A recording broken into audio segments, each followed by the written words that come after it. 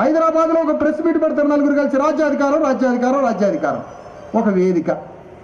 ఇంకొక వేదిక పెడితే ఈ నలుగురు పోయి అందులో పాల్గొంటారు. సాయంత్రం వరకు రాజ్యాధికారం రాజ్యాధికారం. రాజ్యాధికారం అంటే టిఫిన్ చేసి రావడం అనుకుంటారా, ఛాయ్ తాగడం అనుకుంటారా? ఏంది రాజ్యాధికారం అంటే? రాజ్యాధికారం అంటే ఒక గీత గీసి ఒక భయంకరమైన త్యాగాలతో కూడి చేసే ఒక మహాయుద్ధం.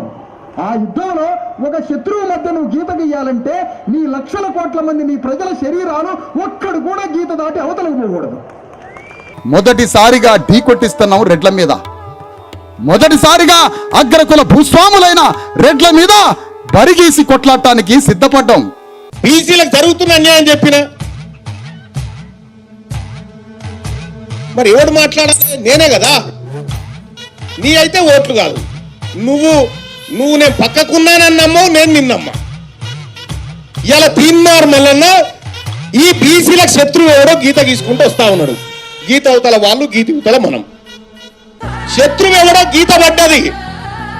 ఈ బీసీలకు శత్రువు ఎవడో ఈ 70 ఏళ్ల కాలంలో గీత పడ్డది. గీత అవతల వాళ్ళు ఉన్నారు, గీత అవతల మేమున్నాం. సామాజిక మీటింగ్ జరిగితే కూడా అది కొన్ని లక్షల ఖర్చుతో కూడుకున్న వ్యవహారం అది. కానీ మీరు ఇంత పెద్ద ఉద్యమాన్ని మరి ఎట్లా, ఏ ఆర్థికపరమైన సోర్స్ తోటి నిర్వహించగలుగుతున్నారు? తమ నుంచి తామే ఒక సొంతంగా ఖర్చు తయారు చేసుకోవాలి. మాకు దాదాపుగా 50,000 మంది, 20,000 మంది, 25,000 మంది కార్యకర్తలు ఉన్నారు.